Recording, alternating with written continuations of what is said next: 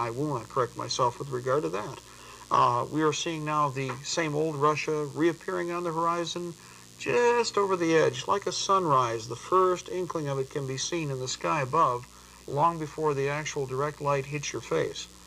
The Russians, of course, are using the glasnost and perestroika system. I notice that you haven't heard that for quite some time. Well, we're into one of the many glasnost, and of course perestroika is an old tool to acquire technical knowledge and data material information, and not the least of which is also additional funding to keep international communism in motion. International communism, by the way, is not dead, but remember, it is only one of several of the different isms that we have to concern ourselves with. All of them, though, are socialism. Now, I'll challenge you, as we did the first time, to think back to your days in school and erase a few things and start from scratch. Number one, we're dealing with National Socialism. We're dealing with Fabian Socialism and social communism. You'll notice the key word, social or socialism. This enemy, as Orwell pointed out, and probably his best single paragraph that explicitly describes the New World Order as we are going to experience is, Big Brother is not communism. Big Brother is not fascism. Big Brother is socialism, stretching on for as far as the mind can see. Imagine, if you will, a boot on the face of humanity forever. Well, it's our objective, and I'm going to demonstrate here, of course, very quickly, the fact that there are many, many different assets and resources that you can draw from to identify the actions that are involved with regard to the New World Order crowd. Why is it we're seeing them in your face today? Now, they haven't been this bold for almost a year and a half, just since the, of course, the Davidian attack in Waco, and as they were, of course, feeling their oats with victory, the aggressor forces made the point of saying, well, yeah, we are the New World Order. We are going to do this. What are you going to do about us? We demonstrated this. The militias, of course, many people looked for a solution, and the militia was there. They also turned to our people that are legal specialists. We've been attacking on all fronts. So contrary to the controlled media, we are in the courts. But we're also demonstrating now that our aggressor is not listening to even the legislation that they've passed. One of the reasons, well, we've tried to force their feet to the fire and demonstrate that they will not follow the guidelines that have been laid down, or, worse still, while they have passed legislation against both you and myself, they've also heavily limited any accountability on the part of the agencies that are performing these actions. In almost every case, both the Senate, the House, the President, and the alphabet soup groups are exempt from any of these restrictions.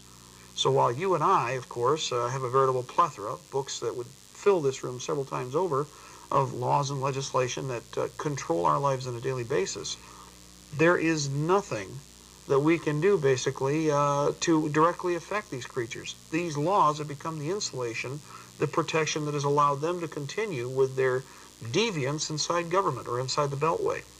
Now, let me give you a little example here very quickly.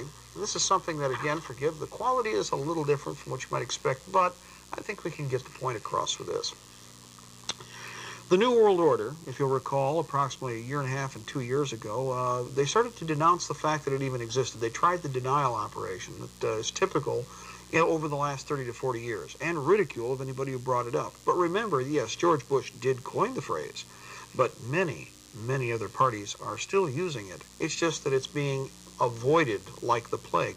The press has been told if you use it, you lose your job. It's that simple. Well, apparently, the Hilton is forging ahead, though. In this particular picture is the United States flag, as you may notice, to the left. Oop, inappropriate. The United Nations flag flying in the middle, and the state flag in this case. Now, ladies and gentlemen, we're not seeing this in one location, but many locations, and this is not overseas. This is inside the United States. Now, the United Nations flag is a foreign power. It represents a foreign entity, a creature that is alien to our Constitution and Bill of Rights. In fact, for all practical purposes, the United Nations abhors our Constitution and Bill of Rights. If they had their way, tomorrow it would be gone. Problem is, again, boiling a frog. What you're seeing is a situation where the New World Order crowd is making every effort to baffle us with the proverbial cow manure and move us on down the road to the next phase. Why are we seeing what seems to be contradiction on the part of the New World Order right now, though, too? Well, not all the players are, shall we say, on the same song sheet.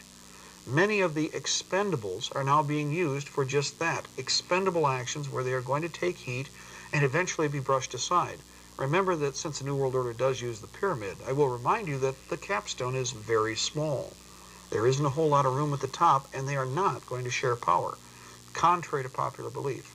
So one of the first and best tools used by the New World Order is what? Well, greed and avarice. Also, of course, they have a tendency to become a magnet for the mercenary that is in many of the people in bureaucracy.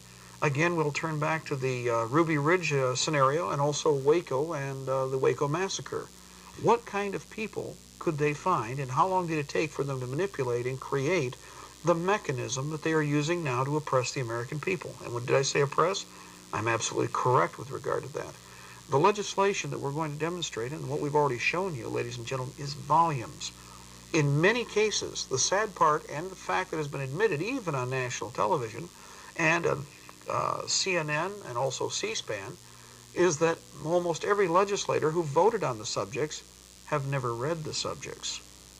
Now think about that. Now, of course, they have conditioned many Americans to contracts in this way, but sadly enough, what we have is a situation where people who are determining not only the fate of our lives, but the fate of the nation for the rest of its future, don't have the foggiest idea what type of legislation they're running down the throats of the American people. Now, I'll add in a little bit of another formula, which at the moment may be a little difficult for some people to understand who haven't had the time to bring themselves up to speed. But how is it that they can pass some of this legislation, which seems very draconian or Orwellian, and that is the correct term? How is it they can pass it and appear to get away with it? Some cases, as with the president, using executive orders. Well, you've also heard a new term with regard to legislation that most people in the past had buried, the War Powers Act. Presidential executive orders, ladies and gentlemen, are acts of martial law. And it can be demonstrated by many, many fine authors across the nation. Hard to find in some libraries today because they're being purged. But the War Powers Act and many of the other legislative pieces that came out of 1933, ladies and gentlemen, have created a state of national emergency and crisis. What was used to get us into Bosnia, which of course now some of your sons and daughters, some of your cousins, some of your children are now participating in, well, it was basically the War Powers Act and the capability of the president to override our Constitution because, for all practical purposes, our Constitution does not exist. Now, most people would jump at that and say, well, I've heard the term used. Yes, you've heard the term used. Shallow words, hollow words, which have nothing to do with the statute laws and with the edicts that are being laid down by the present administration and many administrations before it. Now, one person or another has been like a passive majesty. A king who's been one being more benevolent than the other, have perhaps not written as many laws, or have tried to, shall we say, slide them under the table. But the fact of the matter is, and there can be no disputing this, that the New World Order is using what is the equivalent to monarchical executive order to get the job done. Why does it seem, and I'm going to pick a nerve here, why does it seem that the other side is in a big hurry to get the job done? No matter who you are that's out there right now listening, you and I both know that something is wrong. Even if you're totally ignorant, one of the reasons that you're listening right now is because your life, something in your life has presently been picked, has been finally touched by the New World Order's activities. And of course, at first being in denial, well, it can't really be happening to me. It's just one person. Oh, it's my neighbor too. Well, it's just the two of us. Well, it's other people in my industry. It's other people at the workplace. Wait a minute, I guess it's more than just a few of us. Well, I've talked to Frank on the other side of the country, and the same thing's happening to him. I guess it's not just regional. I guess it's not just in our state. It's all over the country. Oops.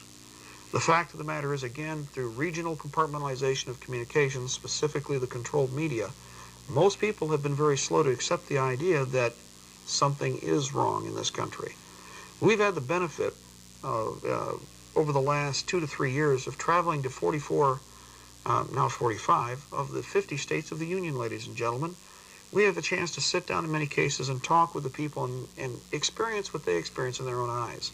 It's important that you do that too. And what we're going to try to do, and what we have been doing, is we've been working as a witness for you.